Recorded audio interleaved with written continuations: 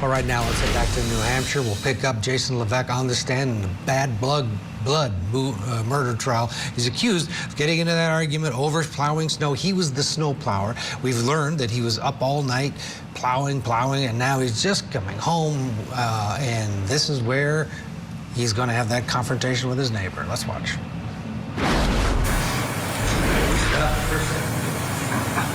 Just some mechanics with regard to your rig. What year is it? What model is it?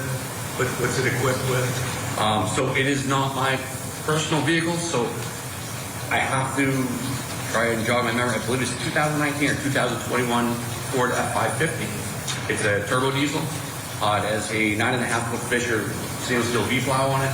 It has a Boss spreader. That's for the salt. It's got the flashing lights. I don't know what else. Yeah, I mean, we're going to get to a point.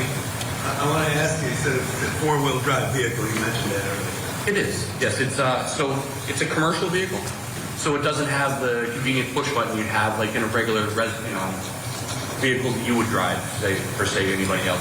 Because of the amount of weight the vehicle has to it, I believe that's why it has the manual locking hubs on it. Okay. So you have to lock the hubs, then you have to shift the transfer case. Okay, let's continue.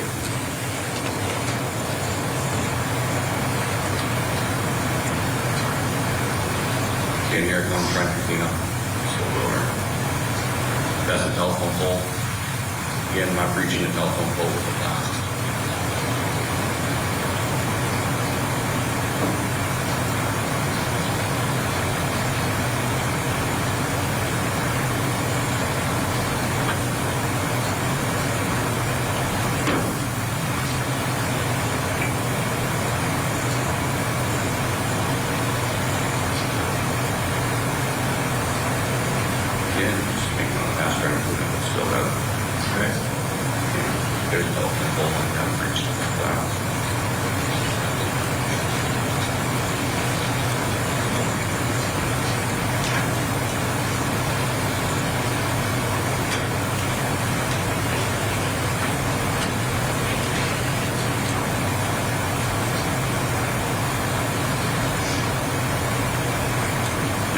Closer to the landscaping, try and get what's on the sidewalk, keep it clean. Again, I haven't taken past the telephone.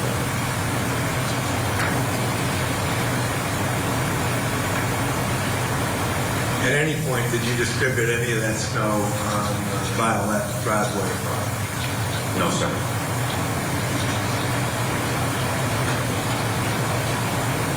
Here I am, opening the door. Okay, if we can stop right there.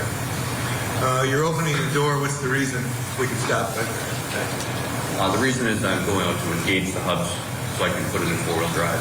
As I mentioned earlier, my boss called and asked me to go and put an application in Hanford, so I had no salt in the vehicle. Typically, we keep our salt full so that you use the weight of the vehicle to push the snow and you're not being hard on the equipment. The weight of the vehicle will do most work for you, as opposed to if you have like a half-ton truck or three-quarter-ton truck, you really need to put some effort into moving this. But a vehicle that size with all the weight back, it's effortlessly pushes. So I'm getting ready to back drive my driveway. Without any weight back, the wheels are just going to spin there. So when I put in four-wheel drive, I'm able to move that weight back, the snow backwards, without having the weight back. Okay, so it was your intention then to lock the hubs, right? That's correct. And then you were going to continue on with some plowing. That's correct. And what plowing was it your intent to continue doing? At this point, once I had the hubs locked, my intent was to go into my driveway, approximately a vehicle length or more, and back drag it out, and then bank it up over onto 39, the grass at 39. Again, pull forward onto the garage, back drag that back out to the sidewalk, push it to 39, and then do that also by the fence. Again, a small back drag, and then the rest of the back drag, and bank it to 39. All right, then I assume then call it a night. Yes, then go in and go to sleep fine. Okay, and before we start it up again, we see an individual in the driveway. Did you notice the individual at that point in time when you were getting out of the truck? When I was getting out of the truck, I did not notice anything. And can you tell the jury, why don't we roll it? Why don't you tell the jury when you first noticed this individual? From this video, I'm not exactly sure when, but I obviously kneeled down to walk. I don't pause it for a moment. You know, So I don't believe I've seen him at this point because I wouldn't have kneeled down to my hub to lock the hub if I would have seen the individual approaching, especially after the interaction in October, November. So I'm going to have to make an assumption. I don't know for sure, but at this point I don't believe I've noticed him because I would have kept my eyes on him. how did it come to your attention that somebody was approaching? When I stood up, I noticed there was a gentleman approaching me. Were you up right there? No, it looks to me that I'm still bent down, locking the hub. Okay. How did you take it? I'm standing up now. Okay, hold it. And that would have been the initial confrontation? Yeah, it looks like I did bend back down. Yeah, I'm trying to keep up with how it's playing. Okay. But he has not approached me yet. He's still working toward me. Okay, now I've stood back up. Okay. Were you surprised to see him? I was very surprised.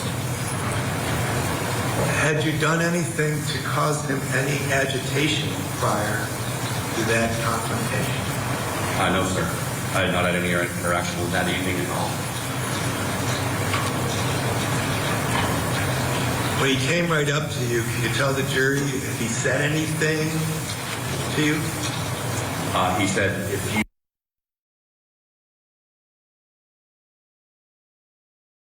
Make any sense to you at all? no, it did not. I had not moved any stone. Now, we've been talking, and we've seen this video a few times, and we're trying to describe just how close he was. We're going to have other video. Can you describe to the jury how close he was to you? When he made his initial approach to me, he had finally a resting spot with his nose up against my face. I mean, I'm going to walk up to you, and you tell me when to stop. Okay? Okay. Got it? Absolutely. And I'm walking. Which side did he approach you? He approached me on this side. Still closer? Closer. Can't get it because it's too big. How about there? There you go. He actually touched you. Yes, sir. He touched you with his face? Yes. How'd that make you feel, Jim? Uncomfortable? You feel better? Absolutely. Do you have any idea what this guy was going to do? I did not. So he touches you with his body right.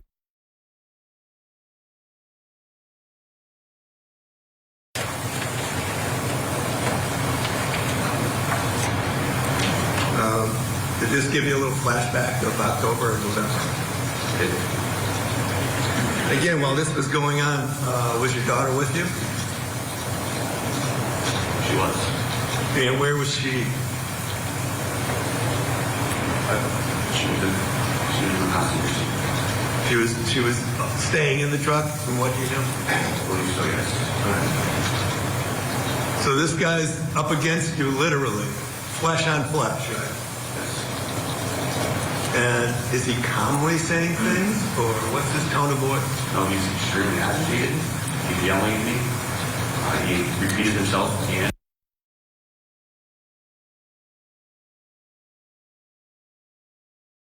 I was frozen. I didn't know what to think. I was confused by this. Now, there's been testimony. Of course, we're going to get to some points here in your testimony that you were carrying a firearm. That is correct. And is that typical of you in certain situations, or what's the deal? It is behind Home Depot where we park the vehicles and we grab our salt. I had an altercation earlier that year where a gentleman came out of nowhere, approached me as I was getting in the vehicle. He brandished a machete, and I was able to move away from him. We did call the police, and I believe they came and got him. There was no further interactions. But at that point, I decided that my safety was not worth putting in jeopardy going forward. All right, so when you were doing night plowing jobs and going behind Home Depot, it was typical of you to carry a firearm. That's correct. All right, and this night was no different. That's correct. Okay, why don't we run the film? See here, Hold it. I'll ask a question. You want to rewind this a little bit? Go back a little. What's going on here? So now he's made the couple of threats about the snow to me. Then he starts on, "You don't believe me? I'll Okay, kill what do you you." mean by that? What does he say? The first 2 times, or I believe he said, "If you put snow in front of my house, I'll kill you and your family." And then he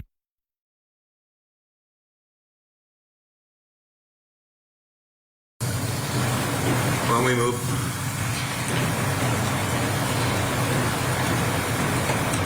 How many times does he approach you like that? Hold on. it was, I believe, 3 or 4. Is he saying the same stuff over and over? He is. How's that making you feel good? I'm still frozen. I wasn't sure I didn't feel comfortable. I felt like he was enraged. I felt like he was trying to harm me and my family. But this time, I was hoping that hopefully he would just do it. All right. Where we go?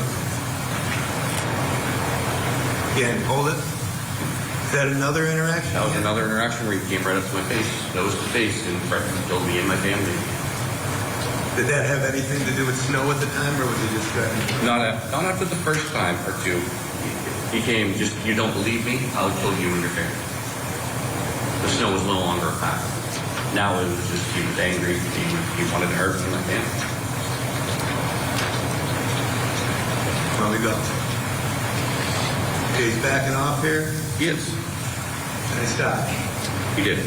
Now what happened? Now he's pointing at me. What's he saying? He's saying, "I'm going to kill you."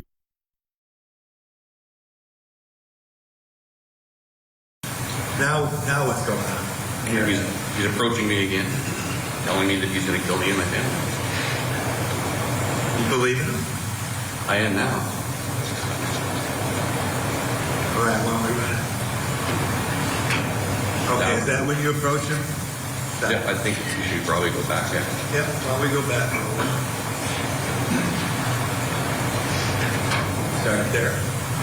So now he's approaching me again. Now I've decided the threat is real.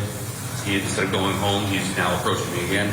I drew my firearm and I fired at him. All right. Did you even know? Let's get straight with this. Did you even aim or anything like that? To the best of my ability, I aimed at the object coming at me. All right. Or the person, I should say, a big person coming at me. All right. And what do you see after you fire that first shot? I see him go down. We should start it up. And then what? Hold it. Then I see there was a pause. Kind of surprised by the whole thing that happened, I kind of blanked out when I fired the first shot. Then it was like a flash of TV. The TV goes out, comes back on. I saw him getting up, heading towards my front steps. And then I fired again. Now, there's been some question as to how many shots you fired and so forth. And we played this video. We played videos in slow motion and everything else. Yes. Would you agree things? All right, this is the dicey part because of the multiple shots. After the victim has fallen. Yeah. So we'll get a break here. We'll pick it. He's a lot better than I thought he was going to be. He sounds very authoritative, but I don't know if that helps him in this case. Okay, we'll get a break. Get you back in the courtroom for more. Widow or mastermind behind a murder? Monica Cementelli is accused of plotting to kill her husband. Famed celebrity hairstylist Fabio Cementelli. Prosecutors say she and her lover killed Fabio to collect a big life insurance policy. The defense may say she's a bad woman, but she wouldn't be involved in a murder. It's a whodunit Hollywood story, but will there be a twist that no one sees? The Celebrity Stylist Murder Trial, today, only on Court TV.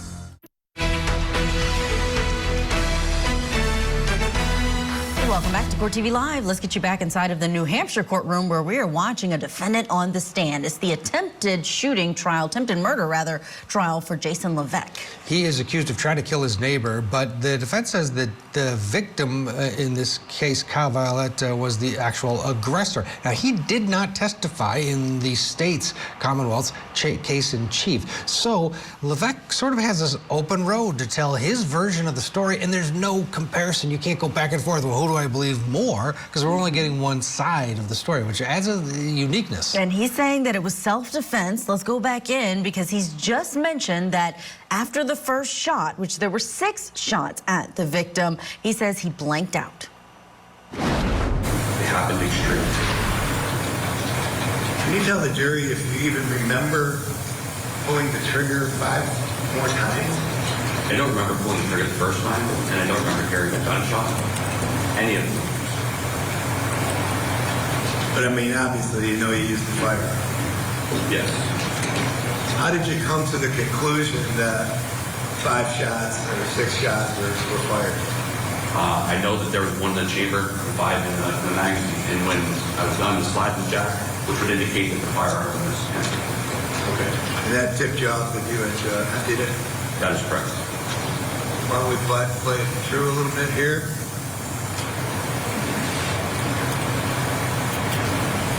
As you're going back and still moving? Yeah, I saw him crawling that way. I heard a female coming from over here. I noticed they did not go to my steps. So at this time, I pay attention to what they're doing. They see another female coming. I go back to the truck to check on my daughter. So you check on your daughter, and then what do you do? Checking my daughter, I'm trying to process what's all just happened. I get in the truck. I said, I'm sorry, you had to see that. I go to put the truck and drive over to the driveway. She says to me, what are you doing? And I made a poor joke. Should we run? As I was driving the driveway. It was an ill-placed joke, but at the time I was kind of in shock, and I guess I was using something to lighten the situation better. Why don't we stop it, and why don't you resume the witness series? Counsel, just so the record is clear, I know that all 3 of these videos are all contained on exhibit number 2, right? It's 2 states, 2 that we're utilizing. And this is the video This will shot from 43 Summer Street. It'll indicate 43 7. I just want to make that clear for the record. That's the tricky part where all 3 videos are on. Yeah, it's on one exhibit. When you get back there, it'll be one flash drive. Thank you. And then there'll be 3 others. Thank you, Dave. So you get back into your driveway, and what do you do there? Get back in my driveway. Again, when I got back in the truck, I ejected the magazine from the firearm, put them both on my dashboard. And why did you do that? What's that? Why did you do that? Because I knew that the police were coming. I wanted to make sure the firearm was safe. My daughter's in the vehicle. The police are coming. I don't want to have the firearm on me in case they get some kind of, mixed signal as to what's going on and happen to fire upon me. So I wanted to make sure the firearm was rendered safe at that time. I also had another magazine on me, which I put in the top pocket of my backpack. All right, so you unloaded. You made the firearm safe. We heard it's a Glock 9mm semi-automatic pistol, correct? It is a Glock 43 subcompact. And by subcontact, but that means the smaller version. Absolutely, yes. And you popped the magazine from it, right? I ejected the magazine, that's correct. Separated the magazine from the frame itself. That is correct. And then you placed them on the dash. I did. And then you had an additional magazine, and where was that located? That was located in my pocket. So you had more ammunition, more live ammunition on you. That is correct. And you took that, where did you put it?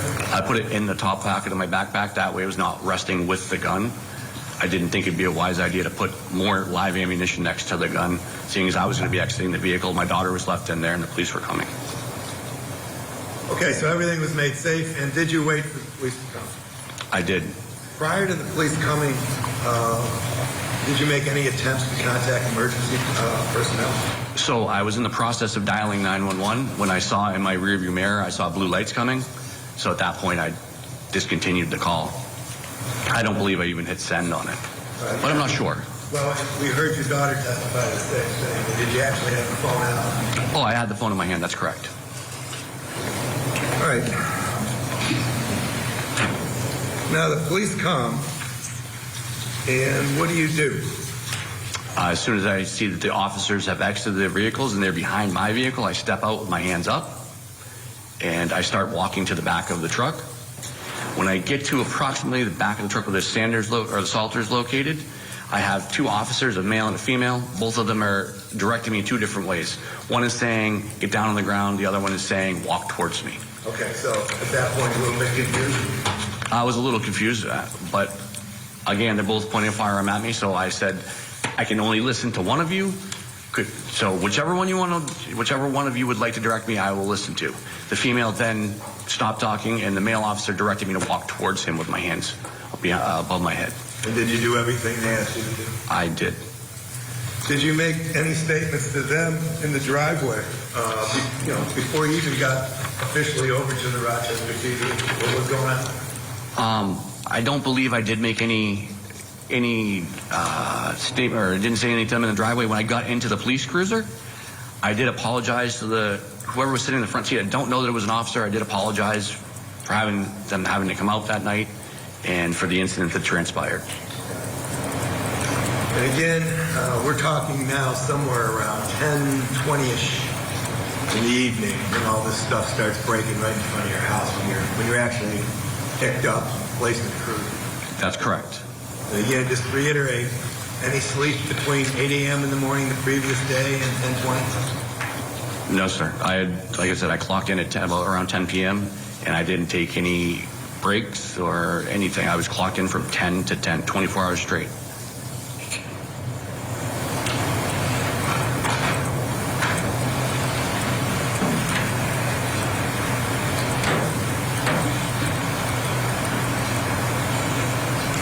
Now, the jury saw a film clip that we introduced in video that would have shown you being processed or actually transported to the Rochester Police Department. That is correct. You remember that ride? Yes, I do. How were you feeling at that point? Well, I was feeling exhausted. By that time, when I went on my way home, all I was hoping for was my bed. When you work that long, you start getting to the point where all you're thinking about is getting to a point to lay down. So I was exhausted, and I was definitely a little frustrated that I wasn't going to lay down.